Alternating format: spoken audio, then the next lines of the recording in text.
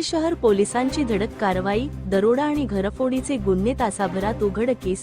धुळे शहर पोलिसांनी उल्लेखनीय कामगिरी करत दरोडा आणि घरफोडीच्या 2 वेगवेगळ्या गुन्ह्यांची अवघ्या काही तासांत यशस्वी उकल केली आहे. 27 जुलै रोजी रामनगर परिसरात एका तरुणाला मारहाण करून लुटणारी 5 जणांची टोळी पोलिसांनी जेरबंद केली, ज्यामध्ये सनी सोनवणे, मोहित ठाकूर यांच्यासह 3 विधी संघर्षग्रस्त बालकांचा समावेश आहे. तसेच 28 जुलै रोजी नूतन कृषी नगर येथे झालेली घरफोडी उघडकीस आणत पोलिसांनी 2 विधी संघर्षग्रस्त बालकांना ताब्यात घेतले आहे. या दोन्ही कारवायांमध्ये पोलिसांनी दुचाकी, मोबाईल, रोख रक्कम आणि सोन्या चांदीच्या दागिन्यांसह एकूण 1,81,500 रुपयांचा मुद्देमाल हस्तगत केला आहे.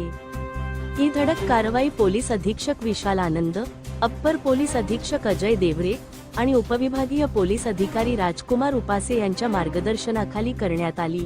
धुळे शहर पोलीस ठाण्याचे प्रभारी अधिकारी पोलीस निरीक्षक हेमंत कुमार भामरे आणि सहाय्यक पोलीस निरीक्षक योगेश गोंगडे यांच्या नेतृत्वाखालील पथकाने हा तपास केला.